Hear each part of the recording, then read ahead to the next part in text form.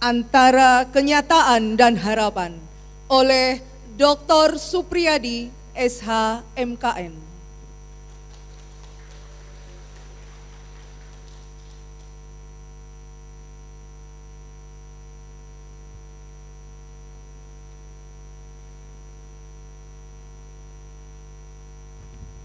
Bismillahirrahmanirrahim.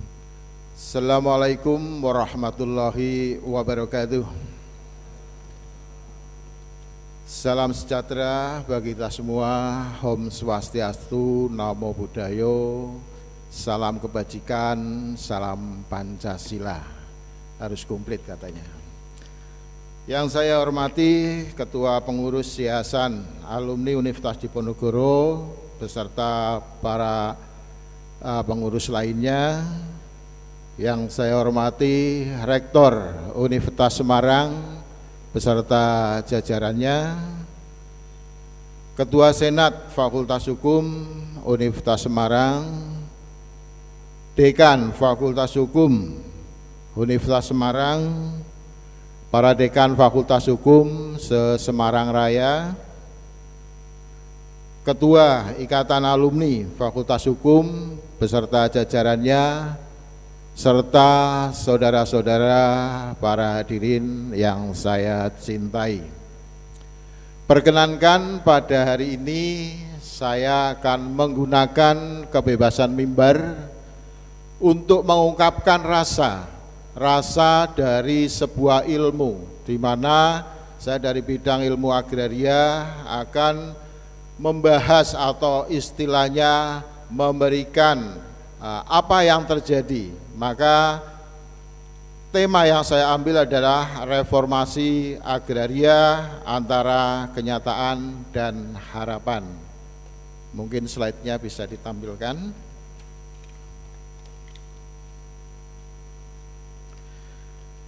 Reformasi agraria antara kenyataan dan harapan. Kita melihat dari sisi kenyataan yang ada pada hari ini, saat ini tentang reformasi agraria. Kita tidak ngomong tentang pertanahan, tetapi tentang agraria.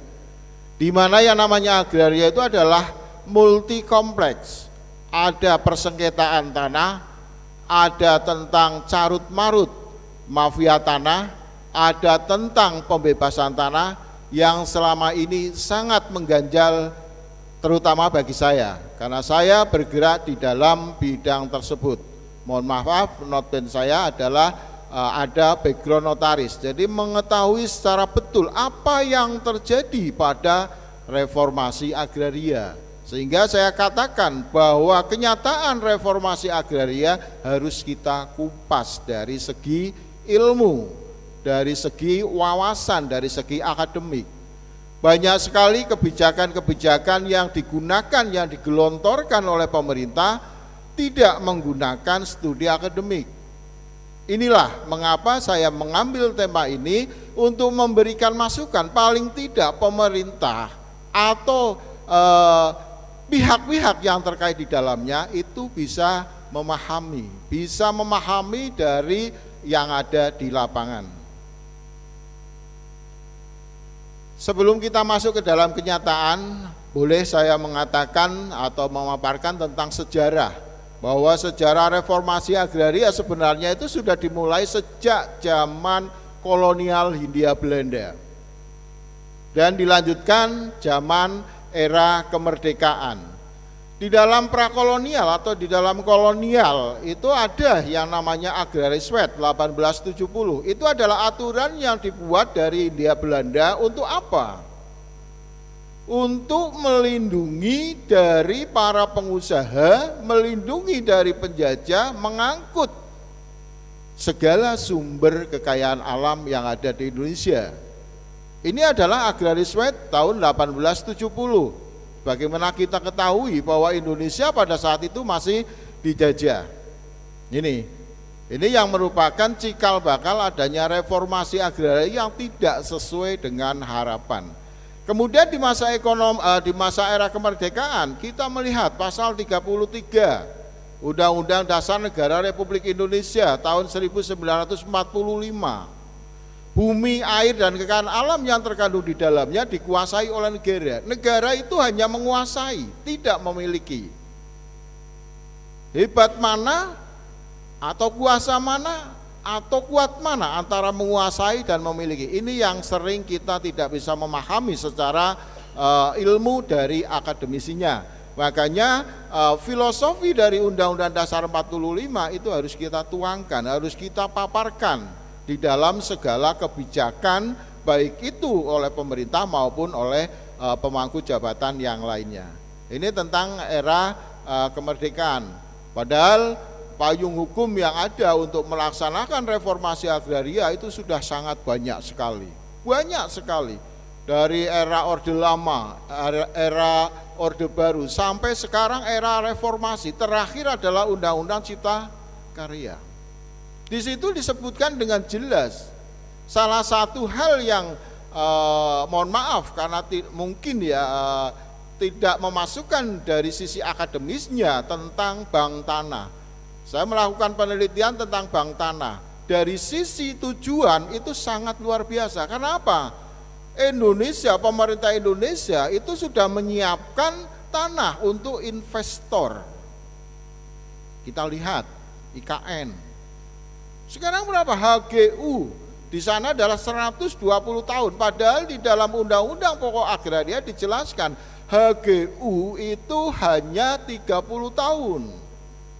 Bisa diperpanjang, bisa diperbarui. Tetapi pada di IKN timbul HGU di 120 tahun. Inilah mungkin dari sisi akademisnya agak kurang bisa dimasukkan. Kemudian ini ada di dalam era reformasi. Padahal tujuan reformasi sudah jelas dari awal, dari mulai prakolonial, dari mulai kemerdekaan sampai saat ini tujuan reformasi agraria itu jelas-jelas. Untuk apa? Mempersempit ketimpangan penguasaan dan pemilikan lahan. Ada regulasi yang mengatakan bahwa warga negara Indonesia berhak memiliki dari sebagian tanah negara Indonesia. Berhak. Maka timbullah kebijakan redistribusi, dari mana tanah-tanah yang dimiliki oleh sebagian warga negara Indonesia yang banyak itu diambil oleh negara kemudian diredistribusi, diberikan kepada warga negara Indonesia yang belum memiliki tanah, tentunya dengan regulasi dan tata kelola yang baik sesuai dengan regulasi yang diadakan di Indonesia. Kemudian menciptakan sumber daya. Sumber daya apa? Sumber daya manusia, sumber daya alam. Indonesia itu adalah negara yang terkaya dengan sumber daya alamnya. Tetapi Indonesia adalah negara termiskin. Ini saya dapat dari sebuah data yang bisa dipertanggungjawabkan bahwa Indonesia adalah bisa dikatakan negara yang belum mampu menjadikan sumber daya alamnya menjadi sebuah potensi untuk mensejahterakan rakyat. Padahal ini sudah ada di dalam reformasi agraria. Kemudian menyelesaikan sengketa dan konflik tentang agraria, pertanahan tentunya. Banyak timbul mafia tanah, timbul persengketaan tanah, baik pemerintah dengan warganya, baik badan usaha dengan masyarakat, atau masyarakat dengan masyarakat. Apakah ini karena tidak ada regulasi? Bukan. Indonesia mempunyai regulasi. Indonesia adalah negara yang banyak aturan. Ganti penguasa maka ganti aturan, ganti penguasa ganti kebijakan di semua lini. Ini tentang reformasi agraria. Dari tujuannya memberantas mafia tanah. Kalau kita ngomong mafia di dalam tanda kutip itu sudah jelas-jelas adalah sebuah kejahatan, kriminalisasi ya, kriminal, pencaplokan dari hak tanah. Apakah ini hanya dilakukan oleh orang per orang atau badan hukum? Enggak, pemerintah pun juga melakukan seperti itu. Saya punya data valid untuk itu. Kemudian payung hukum tadi jelas sudah banyak sekali payung hukum. Pelaksanaan dari reformasi agraria di Indonesia pada saat ini Sebenarnya filosofi pelaksanaan dari reformasi agraria adalah di dalam Undang-Undang Pokok Agraria, Undang-Undang Nomor 5 Tahun 1960. Di situ sudah jelas tujuannya atau filosofinya ada 3, keadilan, demokrasi, berkelanjutan. Keadilan untuk siapa? Untuk masyarakat. Kalau kita ngomong keadilan untuk masyarakat, masyarakat yang mana? Ini juga harus kita pahami secara bersama-sama. Kemudian yang kedua adalah demokrasi. Era demokrasi, mulai demokrasi terpimpin sampai dengan demokrasi bebas. Ini di dalam Undang-Undang Pokok Agraria sudah ada demokrasi. Kemudian berkelanjutan, arti berkelanjutan adalah penguasaan dari tanah itu, penguasaan dari lahan itu, penguasaan hak-hak atas tanah itu berkelanjutan. Artinya dari pendataan data fisik, data yuridisnya sampai dengan penerbitan sertifikatnya. Sekarang mungkin lagi boomingnya adalah sertifikat elektronik ya. Hanya 1 lembar. Orang awam akan ngomong, ini kalau hilang bagaimana? Dari sisi keamanannya bagaimana? Inilah reformasi dari agraria, dari sisi pertanahan. Ini ada penjelasannya tentunya. Jadi dari sisi teknisnya itu sudah masuk. Tinggal bagaimana infrastruktur dari ke arah transformasi sertifikat elektronik itu yang harus kita pikirkan juga. Kemudian penafsiran pelaksanaan Undang-Undang Pokok Agraria menyimpang. Ada kata-kata menyimpang. Karena apa? Banyak terjadi permasalahan yang berakibat pada pelanggaran hak asasi manusia. Nih, contoh Kampung Rempang. Hak asasi manusia bilang itu adalah tanah punya masyarakat. Kenapa diambil pemerintah? Ada regulasinya, ada historisnya. Kalau kita ngomong historis dipelajari itu iya. Dan kalau kita ngomong dari sumber hukum, dari regulasi yang paling tinggi, itu milik pemerintah, dikuasai pemerintah, iya. Karena pemerintah berhak menggunakan seluruh tanah, seluruh wilayah Indonesia untuk kepentingan masyarakat. Ini yang wajib digarisbawahi, kepentingan masyarakat, bukan kepentingan dari investor. Ini.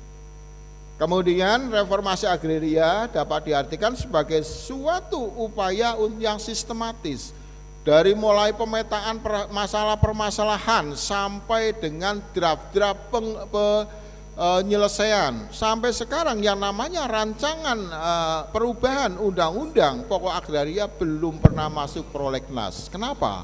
Apakah anggota DPR tidak punya kemampuan itu? Bukan. Apakah warga negara Indonesia tidak mengerti tentang tanah? Bukan. Tetapi kalau kita ngomong tanah, itu adalah sedumuk batuk senyari bumi. Ada filsafat di sana, kalau kita mengubah sesuatu, itu akan berakibat terhadap sesuatu. Ini adalah hukum sebab akibat. Inilah yang mengakibatkan ketimpangan dari rancangan undang-undang tentang agraria. Sekarang ada yang masuk adalah rancangan undang-undang pertanahan. Woi, kenapa? Padahal yang kita usulkan adalah rancangan perubahan undang-undang agraria, bukan undang-undang pertanahan. Ini. Kemudian penyusunan undang-undang pertanahan sampai saat ini pun belum mencapai final. Dan ini sudah ditutup lagi dengan permasalahan-permasalahan tentang agraria. Kemudian ada di dalamnya konsorsium yang mengurusi tentang agraria, Konsorsium Reformasi Agraria KPA. Ini dikawal dari mulai Profesor Budi Harsono, mulai Melinda Pultom, mulai Profesor Maria, dosen UII. Ini mengawal terus. Salah satu adalah Profesor Maria itu mengatakan di sini, momentum yang paling pas bagi pelaksanaan reformasi agraria yang sejati itu sebenarnya sudah ada, harus dimanfaatkan, tetapi momentum ini dibiarkan berlalu saja.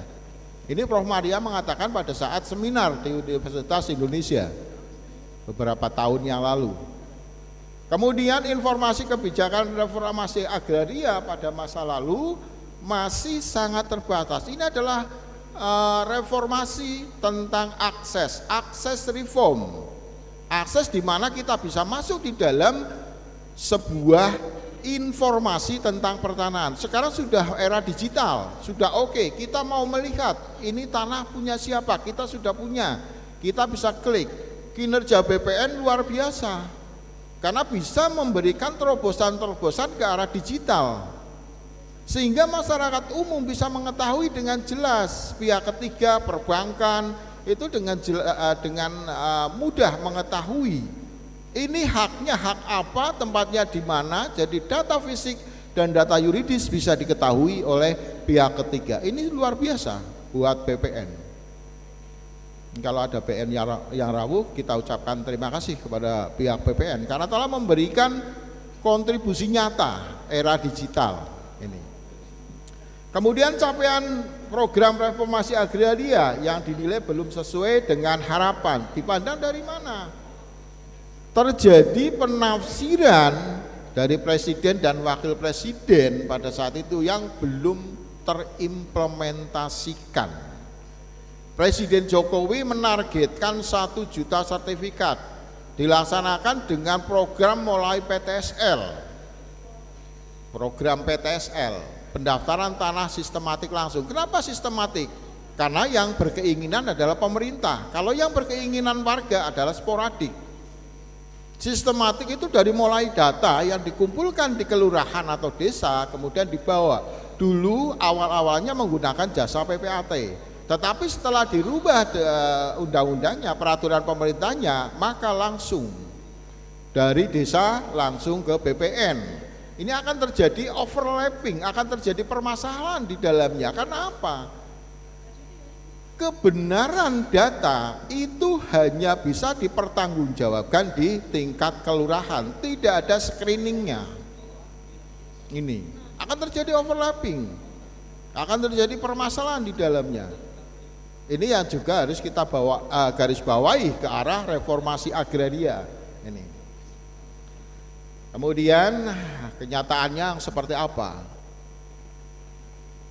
Anggota kita ya, atau sesepuh kita, sesepuh SM, beliau Prof. Mahfud MD mengatakan gitu, banyaknya konflik agraria. Itu kenapa terjadi konflik agraria? Jadi di dalam informasi kita dipengaruhi dengan suhu politik. Kalau kita sudah ngomong politik, maka selanjutnya adalah kita tidak bisa ngomong secara kebenaran. Karena politik adalah skala kepentingan. Kalau yang pegang politik sudah bilang A, maka skala kepentingan akan ngomong A. Ini kalau kita melihat dari sisi politik. Ini Prof. Mahfud mengatakan, mencuplik dari pernyataan Prof. Mahfud pada saat diwawancarai oleh sebuah media. Ketimpangan kepemilikan tanah yang masih dirasakan oleh sebagian masyarakat, petani, nelayan, ya, pelaku pertambangan, ini masih sangat merasakan adanya ketimpangan, adanya pilih kasih. Orang ngomong bahwa pisau itu tajam ke bawah, tumpul ke atas. Padahal Dewi Keadilan itu mohon maaf, matanya adalah ditutup. Karena apa? Biar tidak melihat siapa yang dihadapi. Kalau salah katakan salah, kalau benar katakan benar. Mohon maaf, kembali saya mengatakan bahwa ini adalah kebebasan mimbar. Jadi saya mengatakan hal-hal ini untuk menjadi garis bawah dari para pemangku kebijakan. Kemudian di dalam satu dekade lebih pasca Orde Baru,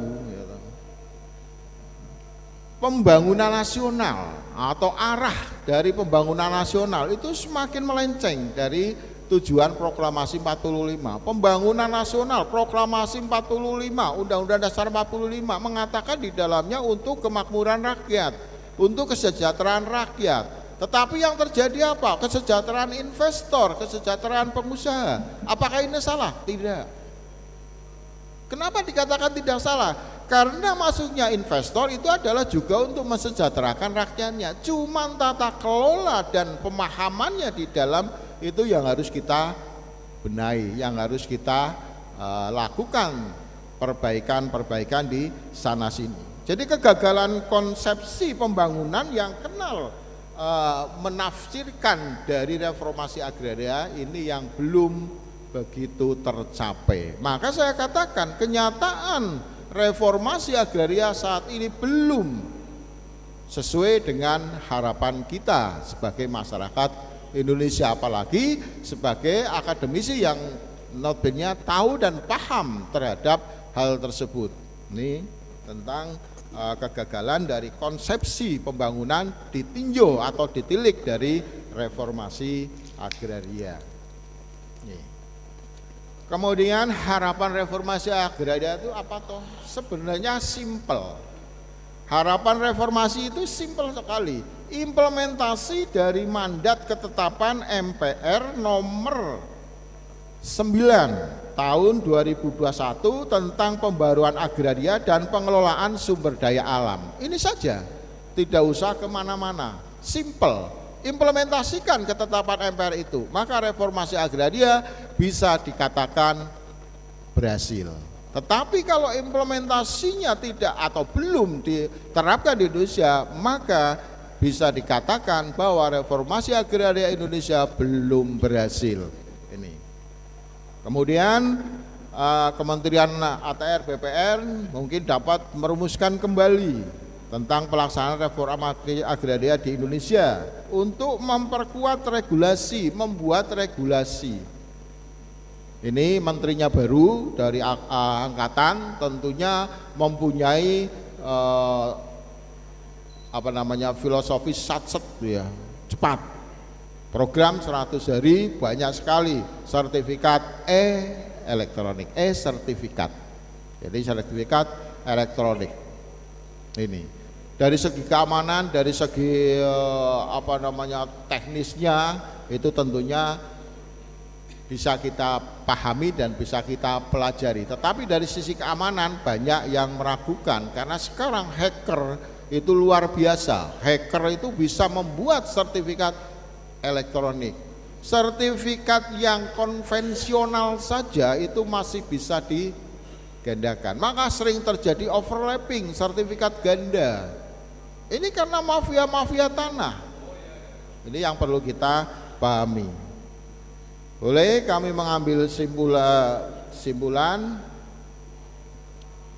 mungkin ini jadi harapan dari reformasi agraria dan mengurangi ketimpangan pemilikan dan penguasaan atas tanah, menciptakan sumber kemakmuran dan kesejahteraan masyarakat, memperbaiki dan menjaga kualitas lingkungan hidup, mengurangi kemiskinan dan lapangan kerja, meningkatkan ketahanan pangan, menyelaraskan konflik agraria, memperbaiki akses masyarakat pada sumber-sumber agraria. Ini adalah harapan-harapan kita sebagai pelaku dari agraria ini.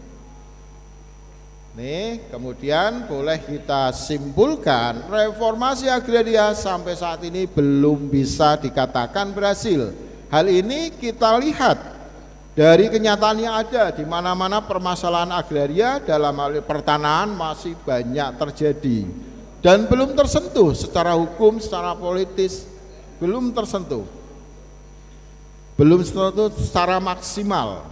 Jadi campur tangan dari kekuasaan pemerintah, dari kekuasaan investor, dari kekuasaan yang lain-lain, ini akan mempengaruhi dari penyelesaian sebuah sengketa tanah. Jadi harapan ke depan, pemerintah beserta masyarakat saling bersinergi mewujudkan tujuan reformasi agraria.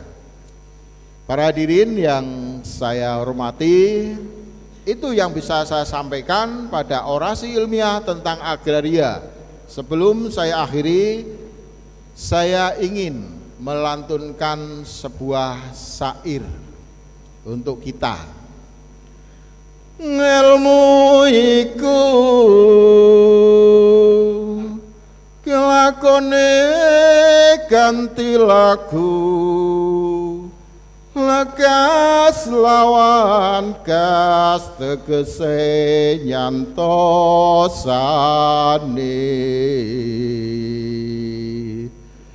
setya budaya pangekese durhangkara. Assalamualaikum warahmatullahi wabarakatuh.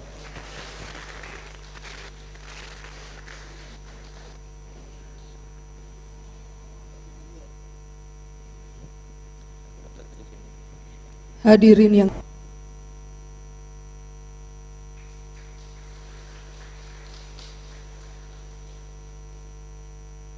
selanjutnya adalah orasi ilmiah dengan judul Reformasi Agraria